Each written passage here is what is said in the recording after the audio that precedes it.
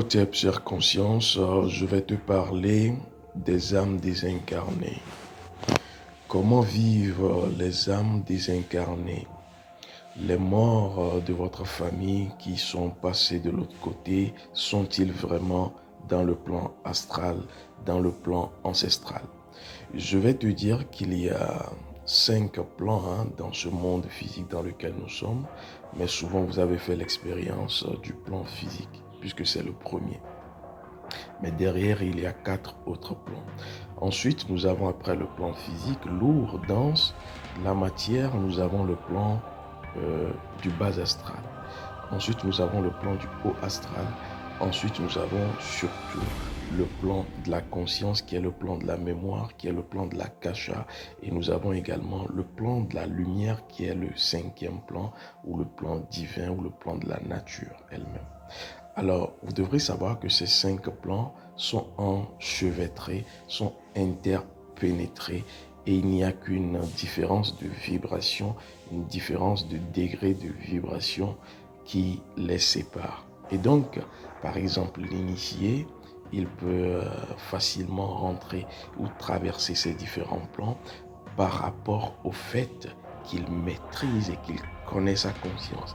Une personne, par exemple, qui fait des consultations doit traverser le plan physique, le plan du bas astral, le plan astral haut, et ensuite rentrer dans le plan de la conscience pour avoir quoi?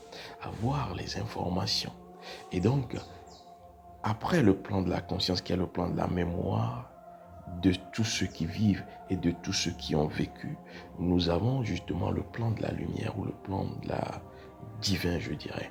Alors, les morts, une personne qui décède dans votre famille, par exemple, est-ce qu'il est dans le plan ancestral, dans le plan de la conscience? Parce que toutes les âmes qui sont dans le plan de la conscience attendent quoi? Attendent leur réincarnation. Et il y a des âmes qui décident de passer le plan de la conscience ou de la kasha pour rentrer dans la fusion avec la lumière de Ra, avec la lumière divine. Alors, je vais ici vous dire simplement que les morts, quand on parle de morts, c'est ceux qui ne se sont pas réalisés. Ceux qui ne se sont pas réalisés sont bloqués justement dans le bas astral, dans le bas astral qui renferme non seulement les âmes avortées, qui renferme les entités sexuelles, qui renferme les coques vides de miasmes, justement, parce que c'est le plan qu'on voit juste après le plan physique, et qui renferme également les entités qui sont liées aux émotions, ce que j'appelle les entités astrales. Et donc, lorsque vous avez colère, envie, jalousie, haine, rancune, il y a chacune d'entités qui sont liées à ces émotions qui sera justement avec vous. Et donc, toutes ces entités-là sont au niveau du bas astral. Alors, ce qui nous intéresse, ce sont les morts. Les morts sont piégés.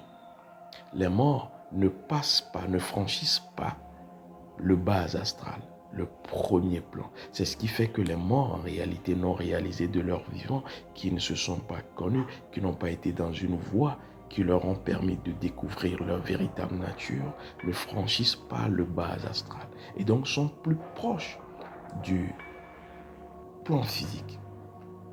Alors, comment vivent-ils ces âmes désincarnées, non réalisées? Ces âmes sont dans l'errance, ces âmes errent partout. Dans plusieurs lieux que vous fréquentez, ces âmes sont là. Que ce soit au marché, il y a beaucoup d'âmes désincarnées. Que ce soit dans les hôpitaux, il y a beaucoup d'âmes désincarnées. Dans les cimetières, même dans les bureaux, dans votre maison, il y a des âmes désincarnées qui viennent vous rendre visite. Et c'est pour cela qu'il faut protéger vos lieux et protéger vous-même votre énergie. Simplement parce que toutes ces âmes, que ce soit des âmes avortées, des âmes astrales, ont besoin de quelque chose, le carburant, pour pouvoir être dans une vie, dans le plan du bas astral. Parce que c'est comme, je dirais, un véhicule. Lorsqu'il n'y a plus de fuel, il va simplement s'arrêter. Et donc, l'âme désincarnés ne voulant pas s'arrêter, voulant faire comme les hommes qui vivent dans le plan physique, vont avoir besoin de carburant. Et donc, vont chercher une source, une prise à laquelle se brancher dans les lieux qui existent. Et donc, la première chose, c'est que ces âmes auront besoin des sources. Pourquoi? Pour leur permettre d'évoluer de plan en plan, parce qu'ils ne sont pas réalisés avant de partir. Alors, la première source que ces âmes cherchent ou recherchent, c'est votre corps physique. Vous devrez savoir que le corps physique est une batterie, d'abord pour l'âme qui est dans ce corps, mais aussi pour les entités, les autres âmes qui l'environnent. C'est pour cela que lorsque vous avez une âme puissante, vous rayonnez, vous avez une étoile, je dirais, très rayonnante, vous attirez justement ces âmes désincarnées, ces esprits du bas astral qui vont vouloir venir se brancher à vous. C'est comme lorsque vous avez une lumière dans votre maison, il y a des insectes qui viennent attirés par la lumière. Et donc, ils auront ou elles auront, ces âmes, besoin du carburant. Après cela, c'est la première source. Vous avez les aliments. Vous devrez savoir que les aliments contiennent de l'énergie vitale, ce qu'on va appeler le prana. Et ce prana est convoité par les âmes désincarnées. Et prenez l'exemple, lorsque vous déposez un aliment par terre, des miettes de repas, il y a des insectes qui viennent. Qu'est-ce que les insectes ressentent? C'est l'énergie pranique. Et derrière cette énergie, les âmes désincarnées également viendront. C'est pour cela que lorsque vous déposez, faites l'exemple, déposez souvent des miettes dans un endroit de votre maison, non seulement les insectes viendront, mais vous aurez également des présences qui vont commencer par être à cet endroit. Et ce sont souvent des présences de mort, des présences d'âmes désincarnées, d'entités sexuelles, d'entités astrales, de miasmes. Il y a également d'autres éléments à part les repas. C'est pour cela qu'il faut savoir justement ce qu'on fait avec les éléments, les repas, dire qu'on donne aux morts, on fait ceci, attention. Vous donnez vos ancêtres selon vous, mais les morts sont facilement, je dirais, appelés. Alors, vous avez également certains éléments comme la bougie. La bougie, par exemple, ou l'eau, par exemple, dès que vous lavez ou vous mettez à un endroit et que vous commencez à avoir une pensée, une émotion, sachez que la bougie, comme l'eau, comme tous les autres éléments, ont une énergie convoitée par les âmes désincarnées. C'est pour cela qu'on va vous dire d'allumer une bougie pour les morts. Justement, c'est pour le mort qui n'est pas encore affranchi. Vous devrez le savoir. Mais pour un ancêtre, nul besoin de bougie. Mais comment le savoir? C'est pour cela qu'il faut faire attention parce que vous allez facilement contacter les morts puisqu'ils sont juste dans le plan, au-delà du plan physique, pensant contacter les ancêtres. Et vous aurez une inefficacité de votre rituel et vous aurez plutôt des événements que vous ne comprenez pas parce que vous avez été branché à des morts, des âmes désincarnées. Vous devrez savoir que cette vulnérabilité qui constitue les âmes désincarnées, cette vulnérabilité parce que étant en manque, ayant besoin d'un carburant, et j'écris le carburant avec K, pour pouvoir vivre dans ce plan et entrevoir l'élévation ou l'évolution sur d'autres plans, cette vulnérabilité crée une corruption que j'appelle une corruption astrale. Et cette corruption astrale fait que les âmes désincarnées des membres de votre famille vont être utilisées par les sorciers, les mages noirs, les personnes maléfiques. Et ces personnes, sachant qu'il y a vulnérabilité de ces membres de votre famille qui sont décédés, vont utiliser leur visage pour agir dans votre rêve. Vous devrez le savoir. Il y a deux cas. On pourra utiliser le visage d'un membre de votre famille parce que vous aviez eu déjà un lien lorsque la personne vivait. Il y a donc une émotion. Et donc, vous allez facilement accepter tout ce que la personne vous dira dans le rêve. C'est pour cela qu'il faut faire attention lorsque vous avez justement des apparitions, des intrusions dans le rêve. Parce qu'on va utiliser le visage de ces morts-là pour vous empoisonner dans le rêve. On vous donnera un poison qui sera simplement peut-être un aliment. L'essentiel est que vous acceptiez. On pourra également vous ensorceler. On peut vous ensorceler.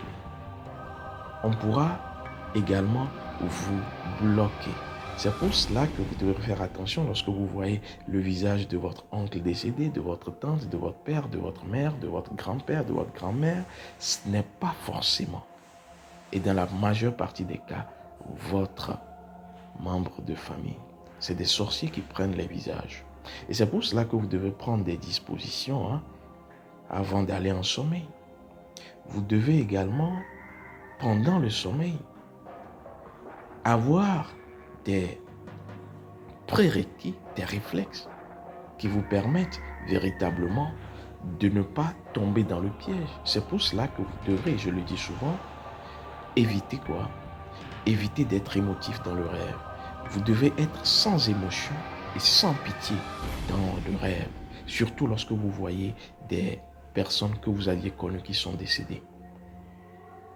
D'ailleurs, je l'ai montré comment protéger son rêve avant son sommeil, avant de rentrer en sommeil, dans une session disponible consacrée spécifiquement au rêve. Alors, quelle est la garantie que vous avez? Parce que beaucoup de personnes disent avoir rêvé leurs ancêtres parce que pour vous, lorsque mon père n'est plus là, ma mère n'est plus là, elle devient ancêtre. Je vous ai déjà parlé de la différence entre les morts et les ancêtres. Et aujourd'hui, vous savez qu'il y a une grande différence et les morts sont plus faciles à contacter que les ancêtres. Maintenant, la garantie que vous avez, c'est seulement lorsque vous créez un portail. Un portail pour contacter ses ancêtres. C'est ce qu'on appelle le portail ancestral. Vous devrez à chaque fois créer un portail ancestral et ce portail, vous devrez également le créer avant d'aller en sommeil. C'est ce qui d'abord protège votre sommeil et ensuite va vous permettre de contacter uniquement les ancêtres. Et c'est ce qui fera que votre rituel sera efficace. Si vous voulez, je vais résumer.